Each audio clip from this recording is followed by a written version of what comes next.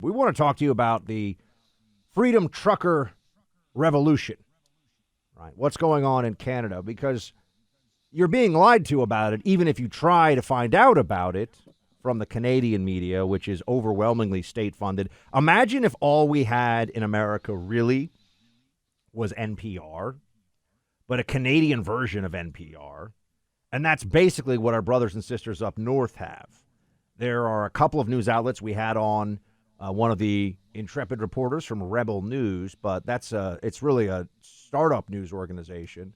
Doesn't get the state funding that others do. Doesn't have the same reach that many other Canadian media outlets do. But you're being told that this is all a vaccine mandate protest, and that's really only a part of it. I would recommend to you on the Barry Weiss Substack, which has now become really almost its own publishing must-read, What the Truckers Want by Rupa Subramanya. I've spoken to 100 of the protesters gathered in the Canadian capital, Subramanya writes. What's happening is far bigger than the vaccine mandates. The author here lives in downtown Ottawa, Clay. And one of the things that's fascinating to read here and to learn about from someone firsthand is that this is about much more than what you've been told in the media. For example, this is a quote from the piece.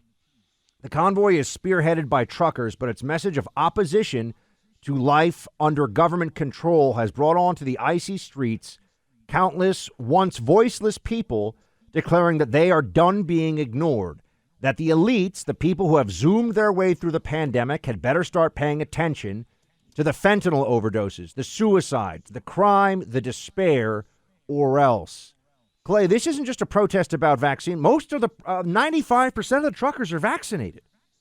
This is a protest about ending the government's tyranny around COVID once and for all, which is why the apparatus here and in Canada hates it so much. You know, I've been thinking, and I'm sure you probably have too, and following this Canadian trucker protest, and we have so many truckers who listen to this show. I mean, I bet if we told you right now, hey, honk your horn if you are listening to Clay and Buck, all of a sudden, everywhere, right, major interstates, there'd be suddenly a lot of horns honking right now because these guys have a lot of time to sit and think, and they're individualist, right? What I love about them is they all are independent individualists who are responsible for so many different things when it comes to the success of their different trips that they are taking on a daily basis. But you have time to sit and think and contemplate things. And you also experience so many different parts of the country.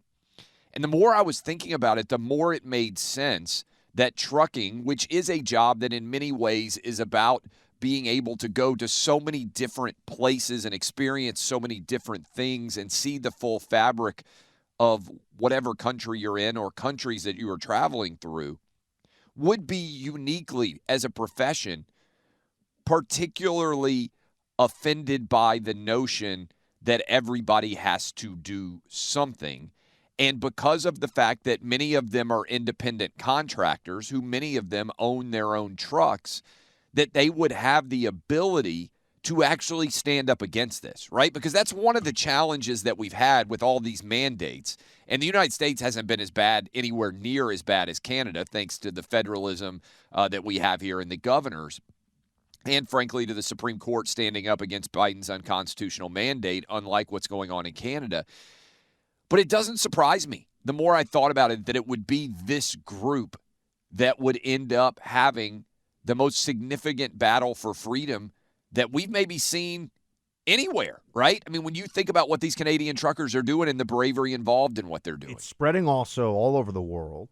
It's yes. about much more than just vaccine mandates, folks, and that's what they don't want you to. That's what the apparatus of the Democrats, the media, the Trudeau tyranny, they don't want you to know that. It's one of the reasons why Trudeau, he's just smearing them outright. Another thing, again, hat tip to this Barry Weiss Substack and to this excellent piece in it.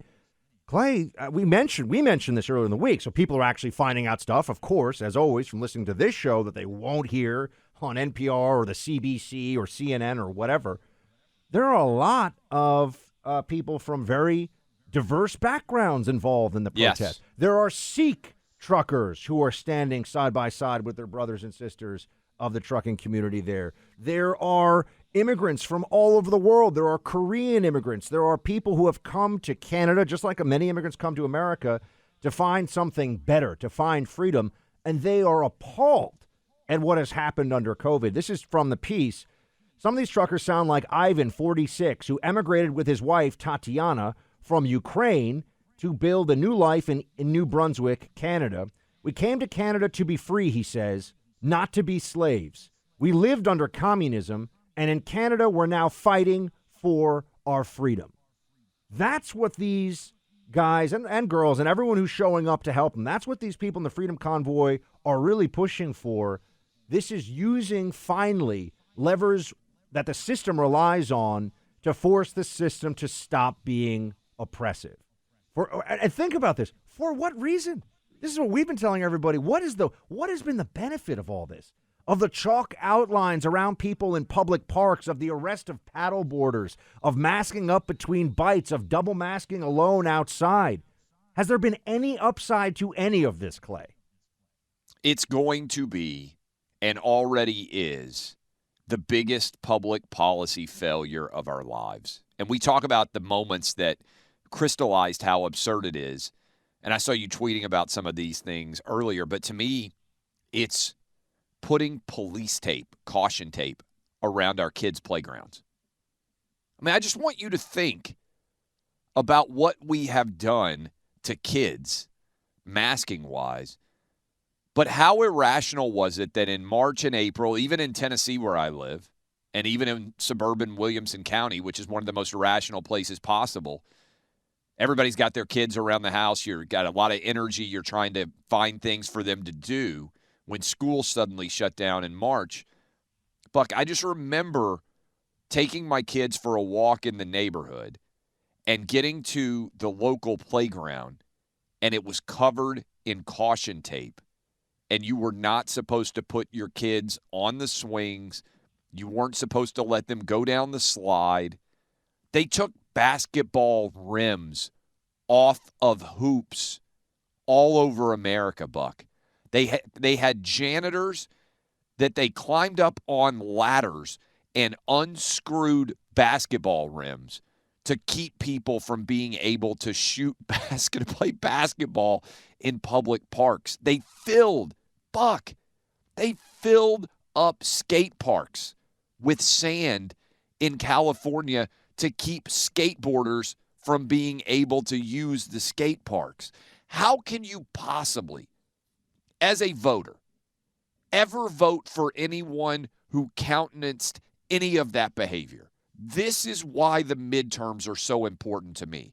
Because if there aren't consequences for idiotic, indefensible, authoritarian, imbecilic decisions, then what's the point of having elections? Like, you have to hold these people accountable, and you can't let them do what they're going to try to do and argue, well, we just didn't know.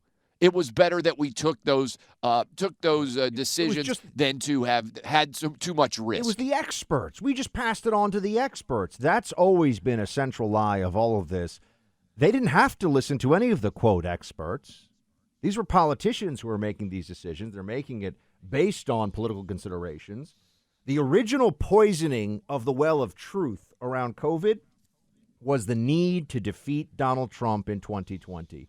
That then was all that the left, all that the apparatus needed to justify maximum fear-mongering, maximum hysteria creation.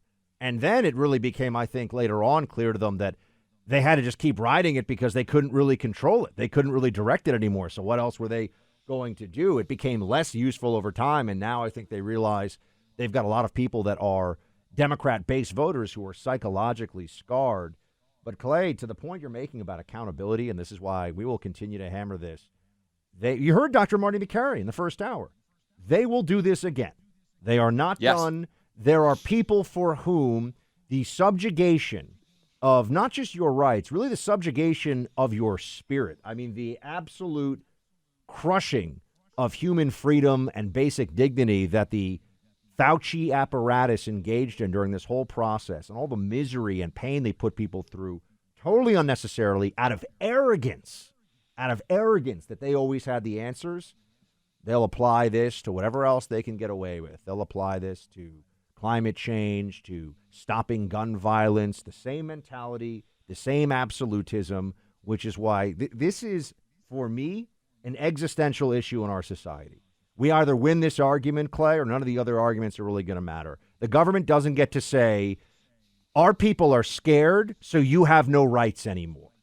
And we've seen what that starts to look like. We've seen the closure of the churches. We've seen that you can't hug your dying parents in the hospital because there's a virus that we say is too scary. We've seen the children being forced to be abused 8 hours a day by the state. In Australia, for heaven's sakes, we've seen internment camps, not just for those who have the virus, those who could theoretically have the virus.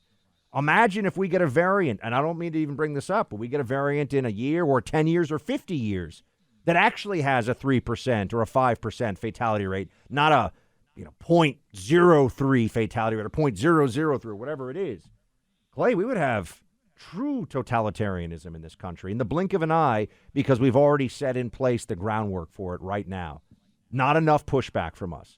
We have to rely on truckers who work long hours and are underpaid north of the border, up in the frozen parts of Canada, to stand up for freedom in a way that's rallying us here in this country. I mean, I'm so proud of them, but at some level, I'm also disappointed in what's going on here. Be honest with you.